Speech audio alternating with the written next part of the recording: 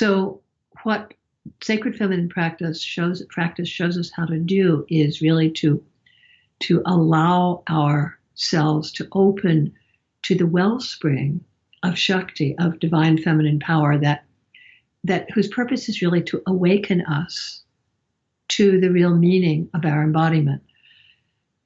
So in sacred feminine practice, in tantric practice, there's an understanding that spirit, that the intrinsic spirit at the heart of everything, exists as that which is behind the entire universe, both physical and subtle. Spirit also exists as our deepest self, the Atman, the soul, the Buddha nature. And this is a fairly radical idea for Westerners. Spirit also exists in specific light forms, which are known as deities. And these deity forms can be experienced in many different ways. They can be experienced as archetypal energies that act through the cosmos, through the universe, that express themselves as weather patterns, that express themselves as cultural patterns. They also express themselves, of course, through the human personality and the human energy system.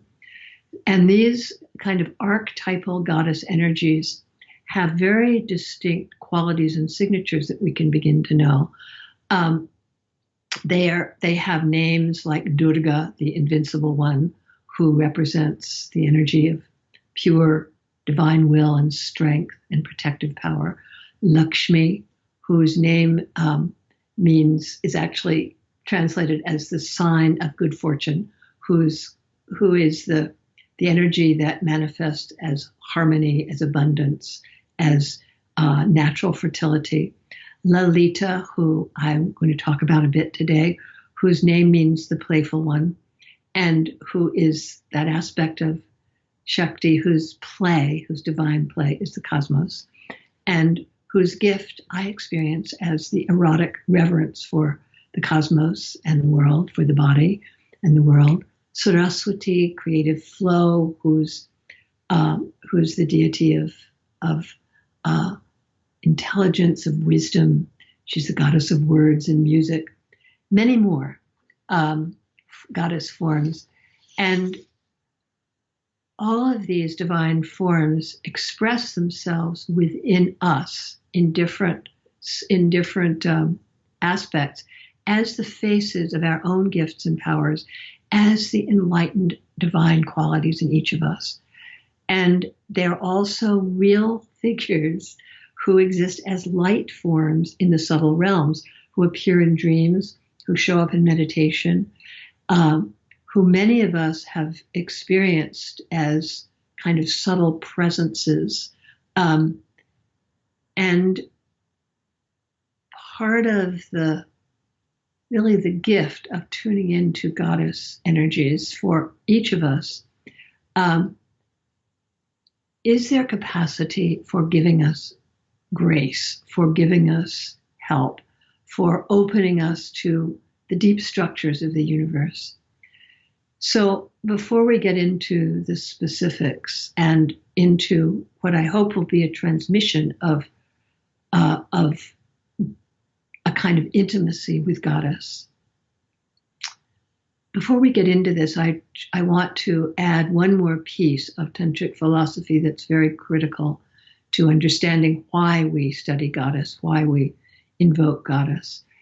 In the tradition, one of the core teachings about the universe and the human being, the human soul, is the teaching of Maya, the teaching that in the process of manifesting as universes, the creative Shakti, the goddess, veils herself so that the world begins to look like a collection of separate different objects, which are very much different from spirit, and very much in which all of these beings and souls and objects experience ourselves as different from each other. And this experience of feeling separate and different is known in the tradition as bondage. It's the source of our fundamental suffering. And we don't really discover ourselves or find the place where we can live in the world ecstatically, which is really what the goddess path is all about. We don't really discover this until the key to unlocking our vision is given to us. And this capacity to, this shift in vision that allows us to see the divine in the world, not as an intellectual supposition, but as an actual felt experience. This shift in vision, this shift in perception is the gift of the goddess. In other words, what the tradition tells us is that because she, the primordial Shakti, has veiled reality for us, has created this situation in our neural wiring where we experience ourselves as limited and separate. She herself has to open the gate. And traditionally, goddess practice for beings like ourselves who are interested in enlightenment, who are interested in spiritual growth, goddess practice has had the ultimate goal of really inviting or invoking or coaxing or offering ourselves to goddess such that she can begin to awaken our capacity for seeing through the veils and recognizing the true structures of the universe. So goddess practice, in other words, and the empowerment that goddess gives us is really considered not only crucial to the experience of awakening, but also, let's call it the fast track to awakening. Because when we have a relationship with our own intrinsic power, we begin to experience what's behind our eyes, what's behind sound. We begin to experience that all of the energies inside our body and inside the world can connect us to this one divine energy that's the source. So the living mystical tradition that has existed often secretly for finding, loving, and invoking goddess is a spiritual technology that gives us direct experience of the sacred in life, in the body. So Tantric practices, which are very often practices that specifically work with goddess, connection to the Shakti is one of the hallmarks of Tantric practice wherever it is practiced. It's not the only hallmark of Tantric practice, but it's very intrinsic to it. Tantra aims at discovering the sources of spiritual power within the body, within the subtle body. And therefore, as we begin to discuss and practice, because I do want to do some practices with you, talking about the goddess, talking about Tantra is simply an intellectual exercise unless we actually practice some of the yogas, some of the spiritual practices that are possible in this tradition. Tantric practices, which include, of course, mantra, meditation, breath, story, self-recognition practices. Some of them are very simple. Some of them are more elaborate. All of the ones that we're going to be doing here are given to you with an intention to help us invoke the sacred feminine in particular forms and to allow our connection with the sacred feminine to, let's say, cook in us. To start to awaken our hearts and to become really the basis of a deep turning towards our intuitive wisdom. The goddesses are really mediators in a certain sense between your psyche and the deep structures of the cosmos, which is why they can have such a powerful effect on our spiritual journey. So they link us literally to forms of sacred power that are unique to us, that are personally related to us, as well as to aspects of ourselves that we may not have been aware of. So let's just begin. You can close your eyes or not. We'll begin with the breath.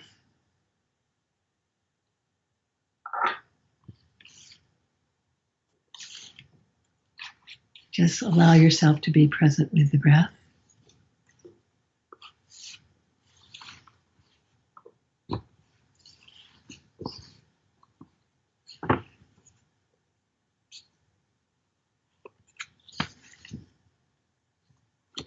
It's very simple what we're about to do.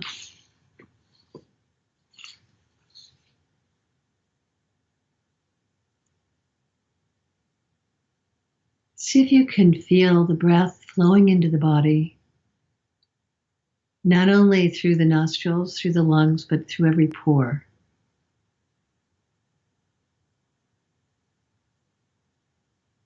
See if you can begin to feel that as the breath flows into your body, that it is flowing to you from every corner of the universe, that the universe is literally making love to you through the breath.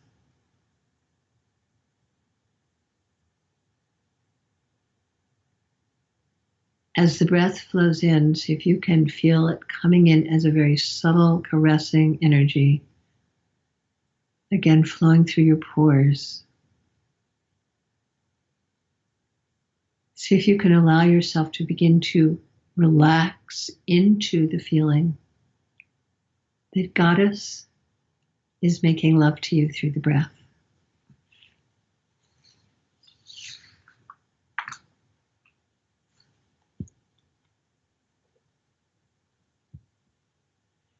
And in order to start to feel, I call this the inner breath, the breath of the breath.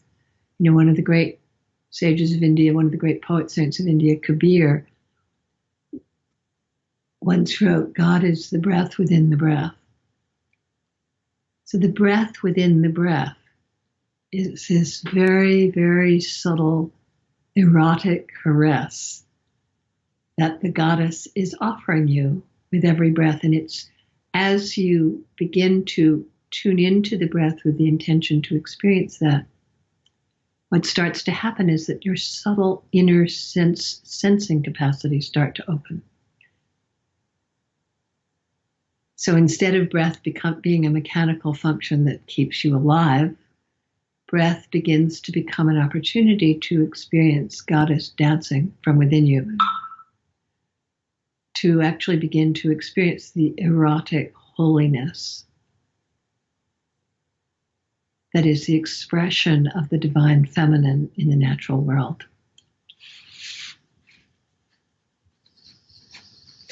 So just allow yourself to be breathed by the Goddess.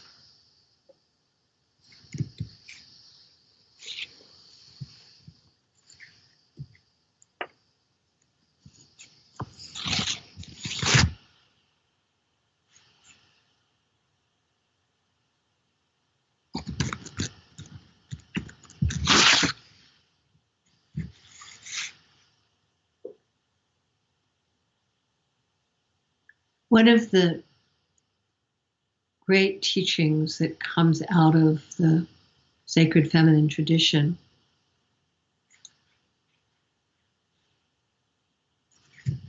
is the recognition that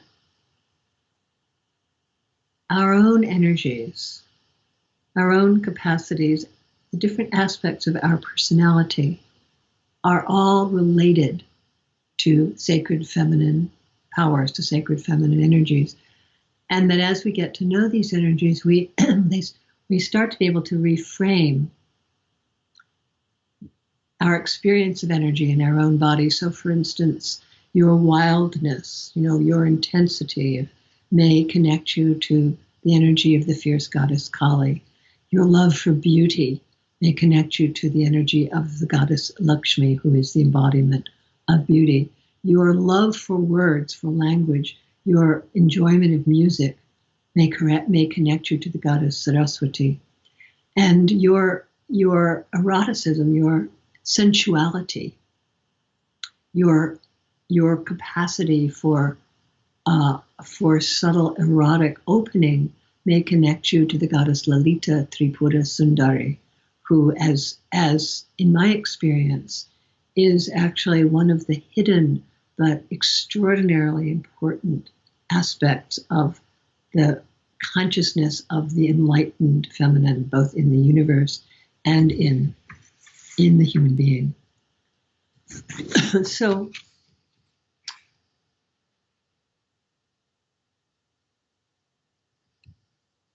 I'd like to just ask you to give yourself the opportunity once again to tune into this sense of the breath as the vehicle through which Goddess flows into your body.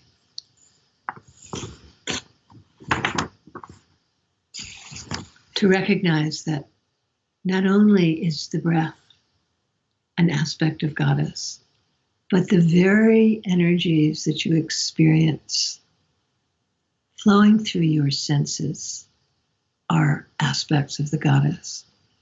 So, for example, try looking at your own capacity for seeing. If your eyes are open, you're looking outward, you're looking at the computer, you're aware of the room you're in. See if you can just for a moment have the recognition that your capacity for seeing is an aspect of the power of the Shakti, which is manifesting as your eyes, as your sense of sight, and also as everything that you're seeing. She's manifesting through the computer. She's manifesting through the objects of the room. And similarly, the sounds that you're hearing, the sound of my voice, the other sounds that you're aware of in the atmosphere, as well as your capacity for hearing. According to the Tantric tradition, all of these are aspects of Goddess. In other words, the Shakti is hearing through your ears, is seeing through your eyes, is manifesting as your physical body, is manifesting as what you see and hear and taste and smell.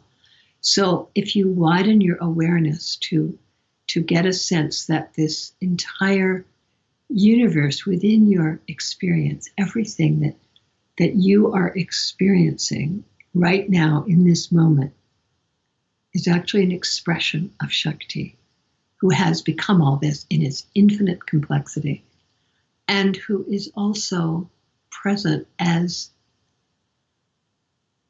the darting thoughts that are going through your mind, as the neurons that are firing in your brain and body, as your mood, as the sensations that you may be experiencing.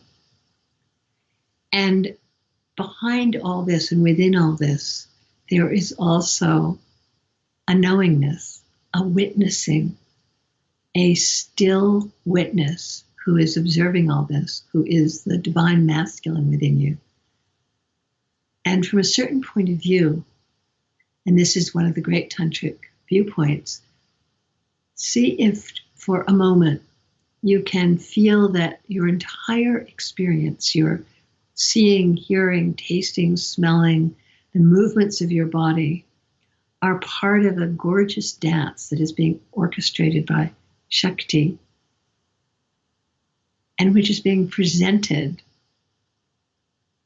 kind of as entertainment for this still witnessing presence that we call Shiva, the stillness of the divine masculine, who is the ground of all of it.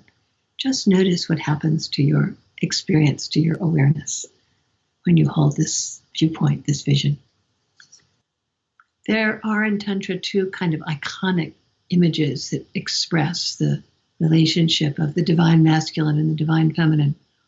One of them shows the goddess Kali, the very fierce goddess with skulls around her neck, her tongue out, apron of hands, fierceness embodied.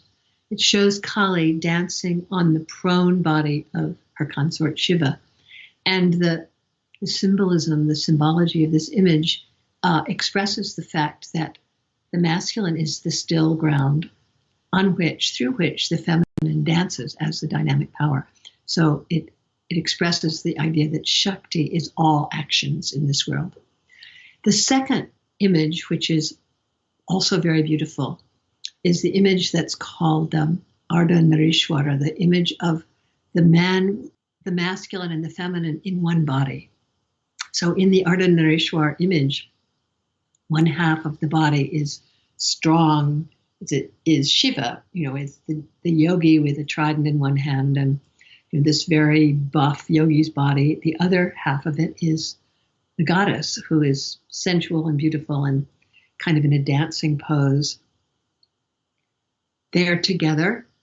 They are one body. The goddess is on the left, the god is on the right. So the understanding here is that Shiva and Shakti, the divine masculine and the divine feminine, are inseparable. There's a beautiful poem by the great Indian mystic Jnaneshwar, which describes this really as a divine romance in which these two beings who are not separate, who are one, separate for the sake of making love and produce a universe, which is their child. So what he says is, I offer salutations to the god and the goddess, the infinite parents of the world. The lover out of boundless love becomes the beloved. They sit together on the same ground, wearing the same garment of light. Out of supreme love, they swallow each other up, then separate for the joy of being two. Without the goddess, there is no God, and without the God, she would not exist. The entire universe is too small to contain them, yet they live happily in the smallest particle. So, with that awareness, and with the intention to stay present to the understanding that our entire embodiment is an expression of Goddess, that every thought that arises is literally being sent up from the core of stillness, from the consciousness, which in us manifests as the mind, as an action of Shakti, enjoying herself, playing through us, as love, as power, as thought, and of course, as galaxies, as planets.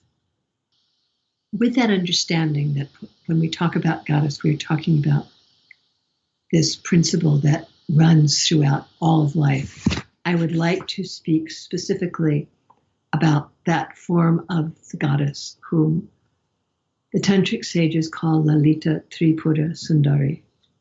As I said, her name Lalita means playful. Her full name is Lalita Tripura Sundari. Sundari means the beautiful one.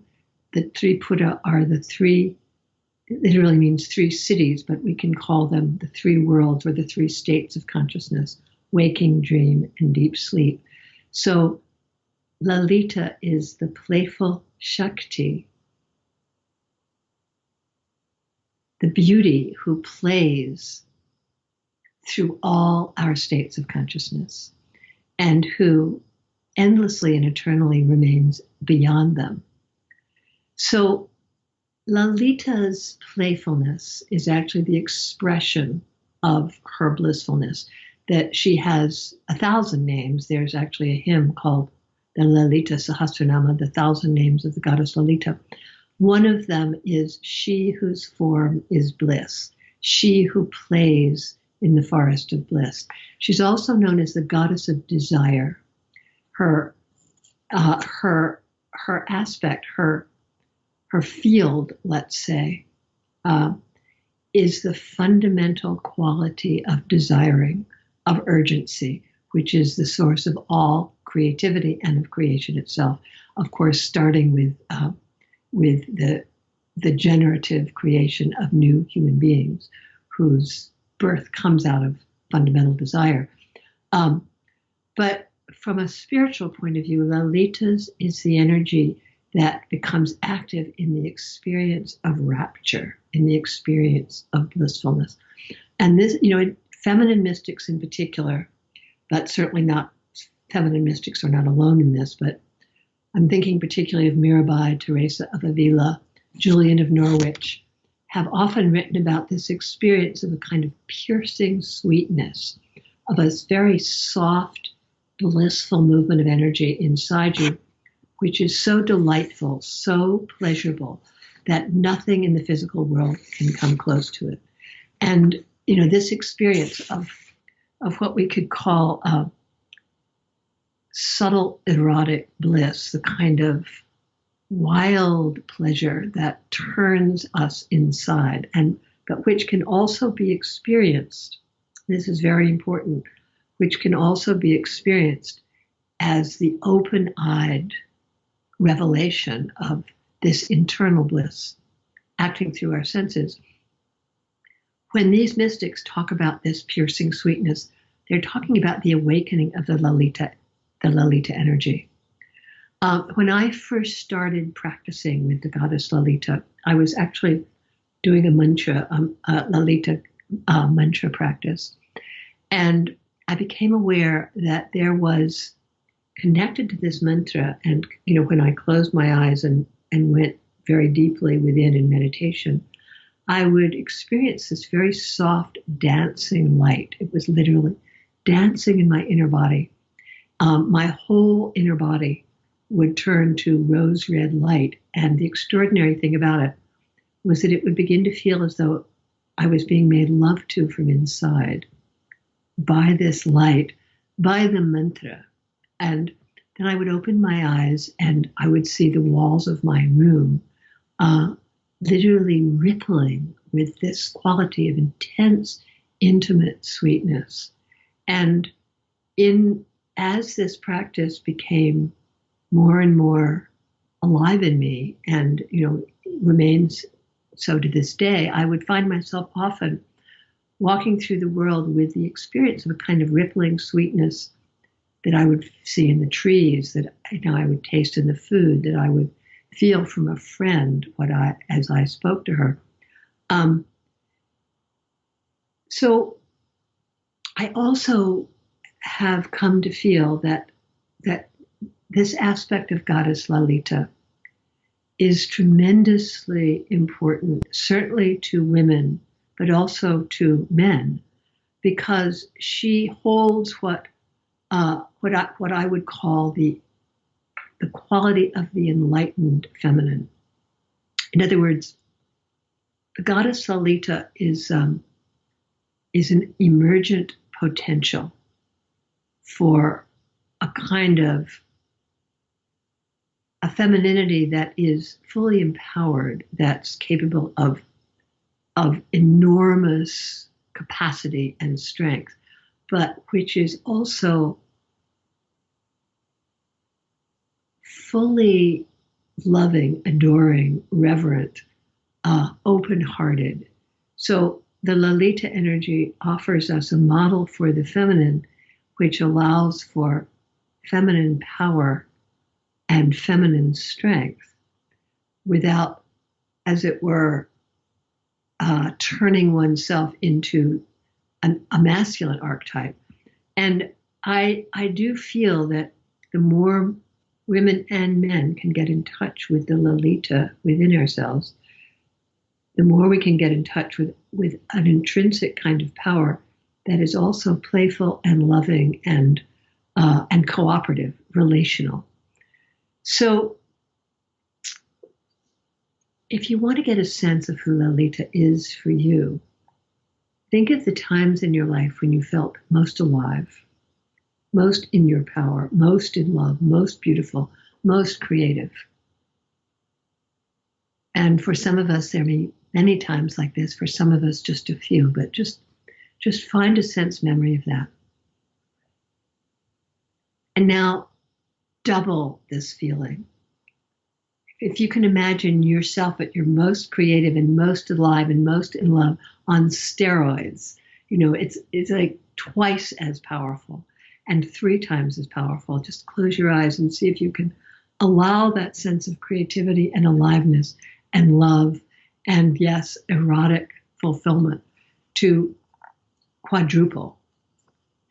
And imagine that power playing in your heart as a kind of unstoppable force of desire to make love to the world, to allow the world to make love to you, to create and express and adore.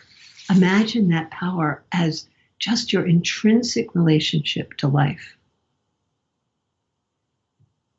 And that unstoppable force, which is really the force of self-organizing blissfulness, self-empowered blissfulness, which is the force behind genuine creativity, the force behind, let's call it creative entrepreneurship, the force behind our affection for one another, the force behind our love for the planet and our desire to make the world a better place. All of these emerge out of their natural expressions of the Lalita energy. And the important thing to recognize about this energy is that it doesn't have to try too hard. It doesn't have to grip. It has no tension in it. It's simply playing as beauty, as strength, as power, as fierceness when necessary, out of love.